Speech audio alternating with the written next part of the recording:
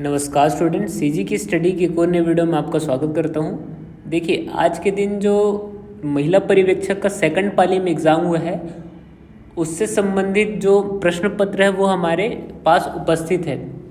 इसमें जितने भी प्रश्न हैं उसके लगभग सारे सही उत्तर हम लगाते हुए चलेंगे और आप अपने प्रश्न को मिलाते हुए चलिए कि आपने कितने सही किए हैं।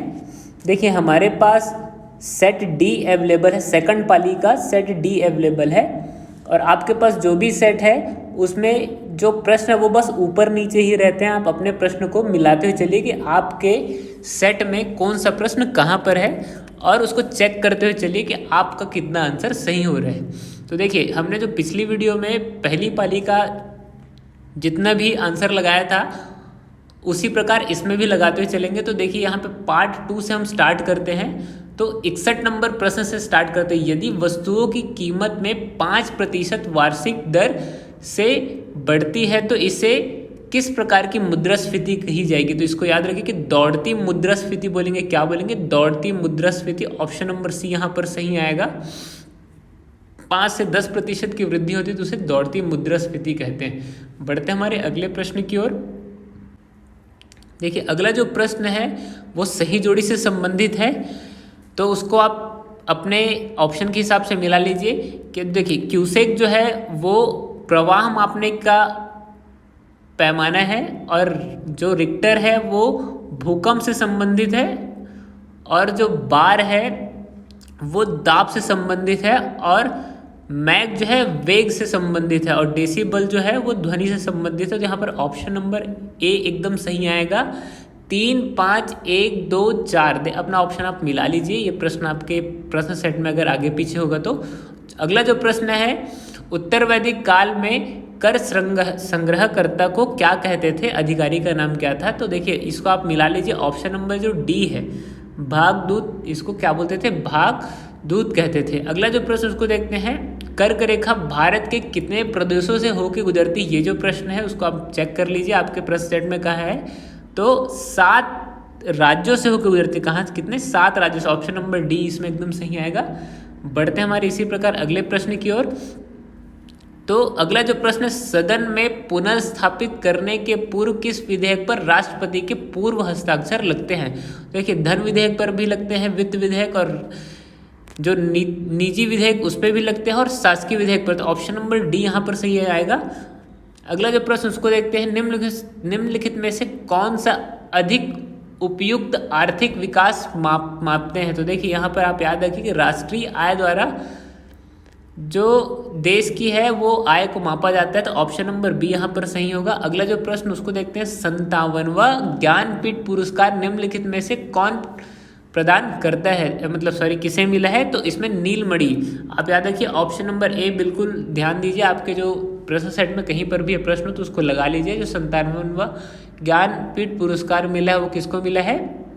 नीलमणि को। अगला जो प्रश्न इसी प्रकार देखते हैं, सही क्या है पूछा है? तो राज्यसभा के सभापति को निर्णय मत देने का अधिकार है। देखिए, कूट आधारित प्रश्न है ये भी।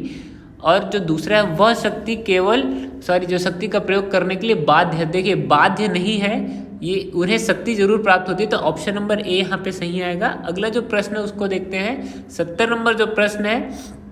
देखिए, जो मैथ से संबंधित प्रश्न है तो इसका मेरा आंसर 65 आ रहा था। मैंने सॉल्व करने की कोशिश की तो यहाँ पर ऑप्शन मेरे को 65 नहीं मिला। तो शायद ये मैंने गलत लगाया है या फिर प्रश्न में ही कुछ ना कुछ दिक्कत है। तो इसको आप देख लीजिए, कमेंट सेक्शन में मेरे को क्लियर कर दीजिए।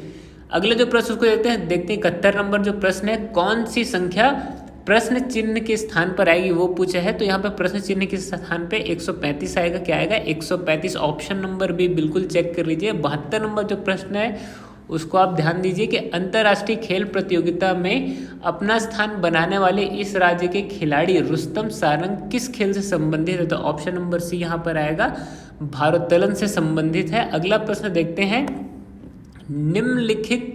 जो विलुप्त संख्या पूछा है तो 5, 7, 11, 15, 23 के बाद जो ऑप्शन नंबर ए है 27 आएगा। बिल्कुल याद रखिए। अगला प्रश्न देखते हैं, इसी प्रकार गणित के प्रश्न है पूरे। तो 74 नंबर जो प्रश्न है, इसमें भी विलुप्त श्रेणी की संख्या पूछा है। तो 7, 13, 21, 57, 133, तो यहाँ पे याद रखिए बिल्कुल ऑप्शन नंबर जो सी है 183 आएगा। क्या आएगा? 183। अगला जो प्रश्न है उसको देखिए, यदि 1 2 3 4 5 6 7 8 9 कूट EDGFIHKJM के क्रमशः है, तब निम्नलिखित में से किस कूट को 17294 है? तो यहाँ पर याद रखिए कि ऑप्शन नंबर बी एकदम करेक्ट है, EFDMF, ऑप्शन नंबर बी। इसी प्रकार अगला जो प्रश्न उसको देखते हैं। तो अगला जो पार्ट है वो हमारे इंग्लिश का पार्ट स्टार्ट हो जाता है। तो देखिए इसमें जो प्रश्न है वह केवल कम प्रश्न दिए हैं, तो इसमें आपको आसानी से आपके प्रश्न मिल जाएंगे। तो 86 नंबर जो प्रश्न है द पॉइंट से रिलेटेड वाला जो प्रश्न है, तो उसमें ऑप्शन नंबर ए बिल्कुल आप करेक्ट लगा लेंगे, हॉरिजॉन करके है। अगला जो प्रश्न है उसी प्रकार 87 नंबर जो प्रश्न है चूज द सिनोनिम्स पूछा है, तो यहाँ पे ऑप्शन नंबर सी बिल्कुल लगा लीजिए। अगला जो प्रश्न उसी प्रकार 88 नंबर प्रश्न, तो 88 नंबर प्रश्न में ही वॉस वाला जो प्रश्न है उसमें आप ऑप्शन नंबर सी लगा लीजिए। अगला जो प्रश्न उसको देखते हैं, जो 89 नंबर प्रश्न है, तो खाली स्थान जो है तो उसमें आएगा option number A correct answer. अगला जो प्रश्न है 90 नंबर प्रश्न उसको देखते हैं, जो 90 नंबर प्रश्न है उसमें ऑप्शन नंबर सी एकदम करेक्ट है, जो नियर है। देखिए ज़्यादा समय हम इसलिए नहीं ले रहे हैं क्योंकि ये वीडियो ज़्यादा लंबा मत हो जाए और आपको थोड़ा सा भार मत लगे, उसी प्रकार हम इसको जल्दी जल्दी निपटा रहे हैं। जो पार्ट 5 है वो मैथ्स सामान्य गणित से संबंधित है। तो इसको जो पहला नंबर प्रश्न है ये दरअसल मेरे से बन नहीं पाया, तो इसका मैंने इसको छोड़ दिया है। अगला जो प्रश्न उसको देखते हैं 92 नंबर प्रश्न, 3 लड़कों वाला जो प्रश्न है, 3 लड़कों ABC का औसत वजन 53 किलो है, जबकि 3 लड़कों BDE का औसत वजन 53 किलो है। तो ABCD और E का औसत वजन कितना होगा ये पूछा है। तो इसमें दरअसल आंकड़े जो है अपर्याप्त है, इसमें ऑप्शन नंबर सी आएगा। अगला जो प्रश्न उसी प्रकार से निम्नलिखित का योग का इकाई का अंक क्या होगा ये पूछा है, तो ऑप्शन नंबर ए 0 होगा। बिल्कुल याद रखिए, अपना आंसर जो है उसको मिला लीजिए। जो भी प्रश्न आपके आगे पीछे कहीं पर दिए हो तो उसको आप चेक कर लीजिए। अगला जो प्रश्न है 94 नंबर प्रश्न है, यदि अंक 91876 इंटू 2, तो 8 मतलब वहाँ पे जो स्टार बना हुआ है तो 8 के संपूर्ण विभाजित हो, तो स्टार की जगह में लघुत्तम जो वर्ण है वो पूछा है, तो ऑप्शन नंबर सी यहाँ पर आएगा, 3 आएगा। अगला जो प्रश्न इसी प्रकार हम देखते हैं 95 नंबर प्रश्न है, किसी स्कूल में गणित, भौतिक शास्त्र एवं जीव विज्ञान में सीटों की संख्या 5:7:8 के अनुपात में है, तो इसे क्रमशः 40%, 50% और 75% बढ़ाने का प्रस्ताव है, तो नया अनुपात होगा।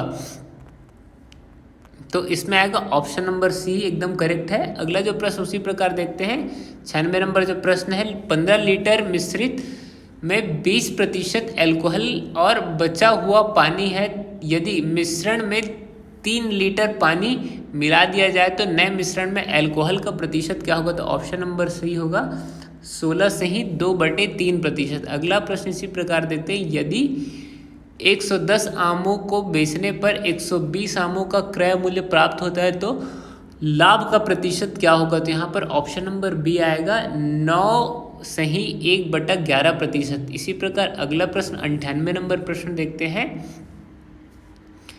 यदि किसी वृत्त की त्रिज्या 50% कम कर दी जाए तो क्षेत्रफल में कितने प्रतिशत की कमी हो जाएगी ज्ञात कीजिए, तो ऑप्शन नंबर बी आएगा 75% की। इसी प्रकार अगला प्रश्न देखते हैं, दरअसल 99 नंबर जो प्रश्न मेरे से बना नहीं है, इस प्रकार के प्रश्न थोड़े मेरे को समझ में नहीं आया, तो 100वां नंबर प्रश्न को डायरेक्ट देखते हैं, यदि व्यापारी 20 प्रति किलो वाले 26 किलो चावल को दूसरे किस्म के 36 रुपये प्रति किलो वाले 30 किलो चावल के साथ मिलाते हैं और उस मिश्रण को 30 प्रति किलो के हिसाब से बेचते हैं, तो उसका लाभ प्रतिशत क्या होगा, तो 5% आएगा। इसको आप अपने आंसर के हिसाब से मिला लीजिए। इसके अलावा इंग्लिश सेक्शन के प्रश्न और हिंदी सेक्शन के उसको हम देखते हैं आगे। तो देखते हैं हिंदी सेक्शन के जो प्रश्न 76 नंबर जो प्रश्न है, उपकार का विलोम शब्द होगा, तो यहाँ पर ऑप्शन नंबर ए एकदम करेक्ट होगा। अपकार जो है उसका विलोम शब्द है।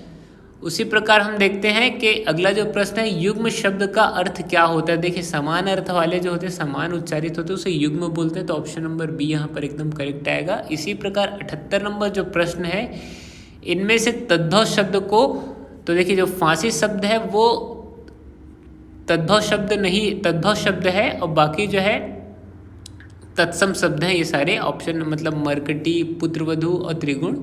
इसी प्रकार जो 79 नंबर जो प्रश्न है, अल्प प्राण ध्वनि कौन से। देखिए किसी भी जो वर्ण होता है उसमें पहला और तीसरा अल्प प्राण होता है, तो उसी के हिसाब से आप चेक कर लीजिए कि अल्प प्राण कौन कौन से हैं। तो इसमें त, थ, द, ध, न, तो यहाँ पर ऑप्शन नंबर ए एकदम करेक्ट आएगा। तो पहला और तीसरा जो होते हैं अल्प प्राण होते हैं, बाकी महाप्राण होते हैं। इसी प्रकार अगला जो है उसको देखते हैं, रचना की दृष्टिकोण से क्रिया के कितने भेद होते हैं। तो 2 भेद होते हैं, आप बिल्कुल याद रखिए। ऑप्शन नंबर ए यहाँ पे करेक्ट आएगा। देखिए वीडियो थोड़ी सी लंबी हो रही है, तो आगे के जो प्रश्न हैं हम उसको अगली वीडियो में लगाते हैं। इस प्रकार से लगभग आधे से ज़्यादा सवाल हमारे यहाँ पर हो चुके हैं और लगभग सारे सवाल सही। और अगर एक आध प्रश्न गलत होते तो कमेंट सेक्शन में उसको मैं करेक्ट कर दूंगा पिन कमेंट के साथ। मिलते हैं अगली वीडियो में। धन्यवाद। अगर आपने अभी तक हमारे चैनल को सब्सक्राइब नहीं किया, पूरी वीडियो देख ली, तो प्लीज़ सब्सक्राइब कर दीजिए और लाइक बटन को भी दबाते हुए जाइए।